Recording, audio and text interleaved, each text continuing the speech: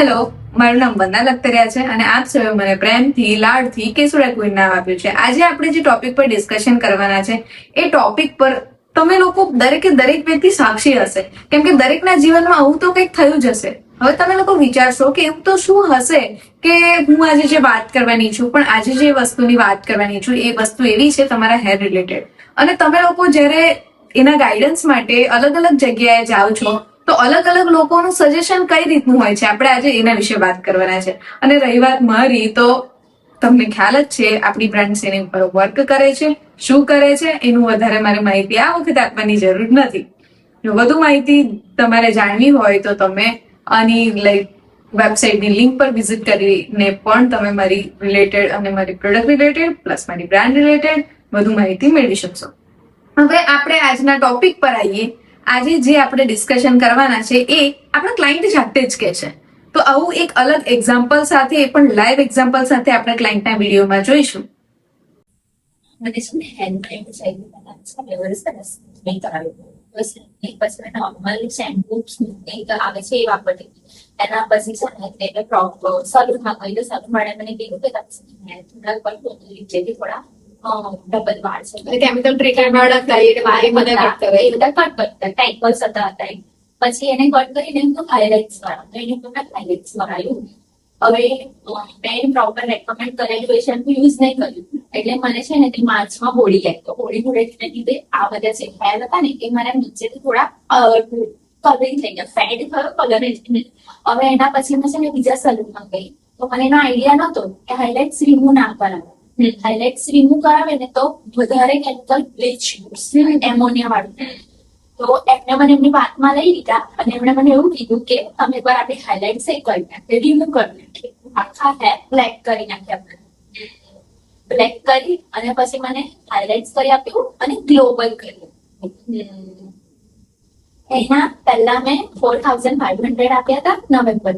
અત્યારે એનું શેમ્પુ 1500 નું આવ્યું અને એનું માસ્ક આપ્યું.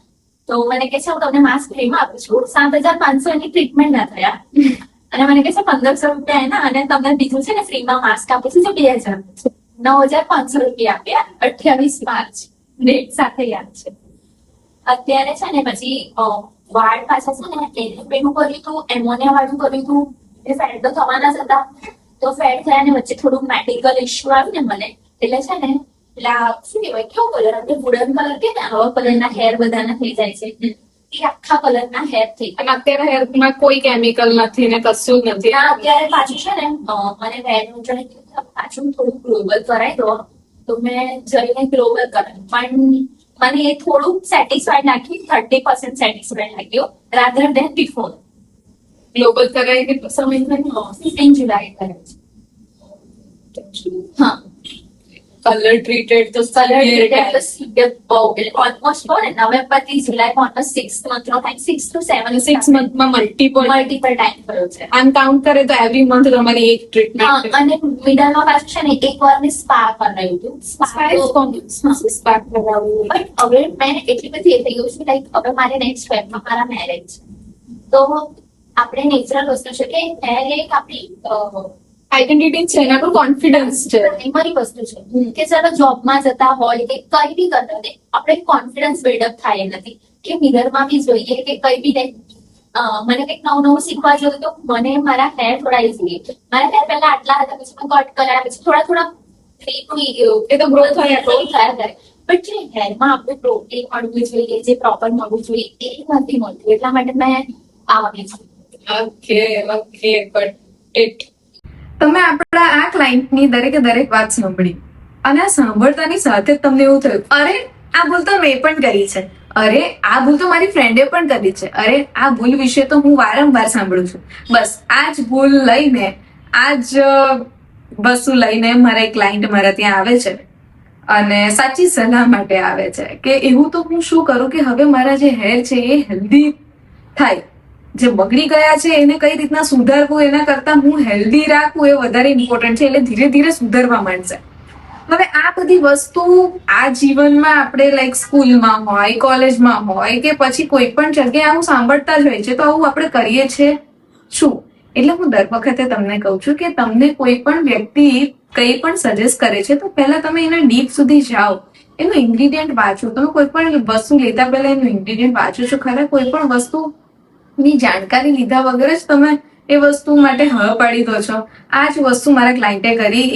એ વસ્તુ તમે એમના મોઢેથી સાંભળી છે કે જ્યારે એમના હેરફોલ, જ્યારે પહેલી વખત રિબોન્ડિંગ કરે છે અને એ વખતે હેર ડેમેજ થઈ જાય છે, તો જે રિબોન્ડિંગ વાળા હેર કટ કરી દે છે, that is a good point. પણ એના પછી ગ્લોબલ કરીને પછી હાઇલાઇટ કરે છે અને એ વસ્તુ તો ખરેખર તમારા હેરને ડેમેજ કરે છે. અને એટ ધ એજ ઓફ 20 ઓર 24 તમે અત્યારથી જ હાઇલાઇટ્સ અને ગ્લોબલ કરાવવા માંડો તો તમારે 30+ જઈને તો તમારા હેરની શું હાલત થવાની છે તમે કલ્પના પણ ન કરી શકો.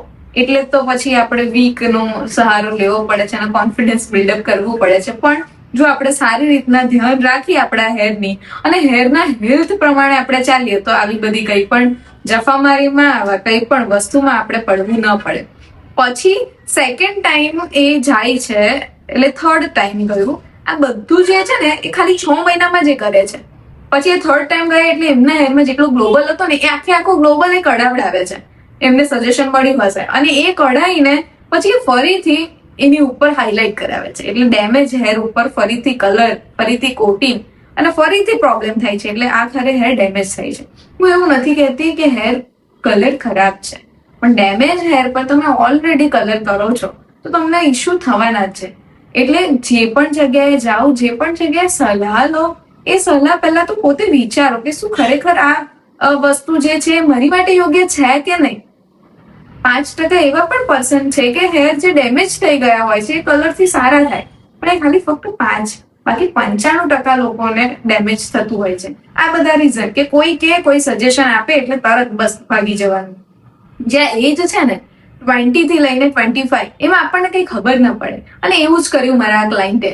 અને પછી મારા પાસે આવ્યા અને એમને જે સેટિસ્ફેક્શન થયું ને આપણે એના મોઢે જ સાંભળીશું. પણ મને આ વિડીયો બનાવવા પાછળ એક જ મારો ઉદ્દેશ્ય હતો કે તમે લોકો પણ આવું કરો છો તો કેમ કરો છો? તમારી પાસે ઘણી બધી વસ્તુ અવેલેબલ છે કે જેના દ્વારા તમે એની પર સર્ચ કરી શકો અને જાતે થોડું રિઝલ્ટ મેળવી શકો. અને ના ખબર પડે તો તમે મને પણ પૂછી શકો છો, જો મારા સુધી તમે પહોંચ્યા છો તો. પણ જો તમે હેરમાં આ બધી વસ્તુ કરી રહ્યા છો તો પ્લીઝ પ્લીઝ પ્લીઝ મારી રિક્વેસ્ટ છે તમને કે બંધ કરી દો. કેમ કે આનાથી અંતે તમારા હેર ડેમેજ જ થવાના છે. તો આ વિડીયો હું એટલે જ બનાવું છું કે તમને જે તમે ભૂલ કરી રહ્યા છો એ ભૂલને ટાળો. આનો ઉદ્દેશ્ય બીજો કશો જ નહોતો. પછી આના પછી રિપેરની આપણે વાત કરી લઈએ, કેમ કે આ લોંગ વિડીયો છે તો તમે વિચારશો કે ખાલી સલાહ અને સૂચન કેમ, એનું રિઝલ્ટ પણ અમને કહી દો કે હવે ડેમેજ તો હેર થઈ ગયા છે પણ એને સારા કરવા માટે અમે શું કરીએ. તો જો આવે ને એ ઘોડા વેગે અને જાય ને કીડી વેગે, આ આપણે સાંભળ્યું જ છે. તો હવે કીડી વેગે જોવા માટે આપણે શું કરવું જોઈએ? આપણે સતત 90 to 100 ડે સુધી એને પ્રોપર કેર કરવી બહુ જ જરૂરી છે. પ્રોપર કેર આપણે કઈ રીતના કરીશું? તો પહેલા આપણે હેરના રૂટ્સ સુધી જઈશું, એટલે આપણી લાઈફસ્ટાઈલ પર જઈશું. આપણું જે ડાયટ ફૂડ છે એની ઉપર ફોકસ કરીશું. વિટામિન્સ અને મિનરલ્સની ઉણપ હોય, આયરનની કમી હોય, ફાઈબર બોડીમાં ન હોય એના કારણે પણ, પ્લસ આપણું B12 એ બધું ઓછું હોય એના કારણે પણ હેરફોલ થાય છે, ગ્રે હેર થાય છે. અને એના ઘણા બધા લોકો તમે સાક્ષી છો જ. તો હવે આ વસ્તુ પર ફોકસ કરવાનું છે. આપણું જે હેર વિટામિન છે એ હેર વિટામિન તમે લઈ શકો હેરને હેલ્ધી બનાવવા માટે. સાથે સાથે હવે કેસુડાનું શેમ્પુ પણ આપણે લોન્ચ કર્યું છે એકદમ હર્બલ વેમાં જ, કે આ બધી વસ્તુ શરીરમાં ગરમાટો લાવી દે છે, હેરને એકદમ ગરમ વાતાવરણ કરી દે છે ઓવર હીટેડ પ્રોડક્ટ યુઝ કરીને. તો એને નરિશમેન્ટ અને નમિંગ માટે આપણે કેસુડાનું શેમ્પુ રિકમેન્ડ કરીએ છીએ. અને ત્યાર પછી એને મોઇશ્ચર મળે એની માટે આપણે ઓઇલ રિકમેન્ડ કરીએ છીએ. ઘણા બધા લોકોના માઇન્ડમાં એવું છે કે ખાલી શેમ્પુથી મારા હેરફોલ મટી જશે, પણ હેરફોલ શેમ્પુથી ના મટે. કેમ કે શેમ્પુ તો આપણે 5 મિનિટ, એનાથી વધારે કેટલા મિનિટ રહેશે? તો શું એટલું યોગ્ય છે? શેમ્પુ એ તમારા હેરને ક્લીન કરે છે, ક્લીન્સ કરે છે, પણ નરિશમેન્ટ આપવાનું કામ તો ઓઇલ કરે છે. અને સાથે સાથે સૌથી મેઇન ઇમ્પોર્ટન્ટ વસ્તુ છે વિટામિન્સ. તમે શું જમો છો? અંદરથી જ જો તમે હેલ્ધી નહીં હોય તો ઉપરથી તમારા હેરફોલ થવાના જ છે. એટલે તમારા બોડીને હેલ્ધી બનાવો, તમારા હેરને હેલ્ધી બનાવો. જે વિટામિન્સ, મિનરલ્સ, આયરનની જરૂર છે એ વસ્તુ આપો. તો ધીરે ધીરે તમારા હેર હેલ્ધી થશે જ. પણ જો તમે આ બધી ભૂલ કરશો તો તમને પ્રોબ્લેમ થવાનો જ છે. હોપફુલી આ વિડીયો તમને ગમ્યો હશે. આ ક્લાયન્ટ પછીથી રિવ્યુમાં શું કહે છે એ તમે મારા ઇન્સ્ટાગ્રામ પેજ પર પણ જોઈ શકો છો અને પ્રયત્ન કરીશું કે આની અંદર પણ આપણે એડ ઓન કરીએ. પણ આવા જ ઇન્ફોર્મેટિવ વિડીયો માટે ખાસ કરીને આ ચેનલને સબસ્ક્રાઇબ કરજો, લાઈક કરજો અને થેન્ક યુ સો મચ મારા આ આખા વિડીયો જોવા માટે. મને ખ્યાલ છે કે તમને લોકોને બધું જ જોઈએ છે. તમે લોકો જયારે સબસ્ક્રાઇબ નથી કરતા ને સબસ્ક્રાઇબ કરીને પાછા અનસબસ્ક્રાઇબ કરી દો છો ત્યારે આમ દિલથી અગત લાગી જાય છે કે અરે યાર આટલી બધી મહેનત કરું છું, આટલું બધું શૂટ લઉં છું અને તમે સબસ્ક્રાઇબ નથી કરતા. આવું તો ના જ ચાલે. તો ખાસ કરીને સબસ્ક્રાઇબ કરી દેજો, લાઈક કરી દેજો અને શેર કરવાનું ભૂલતા નહીં. કરશો ને? મને તો આશા છે જ કે તમે કરશો, પણ જે અનસબસ્ક્રાઇબ કરો છો ને ફરીથી સબસ્ક્રાઇબ કરી દેજો. હા ને? મળીએ છીએ આવા જ નવા વિડીયોમાં.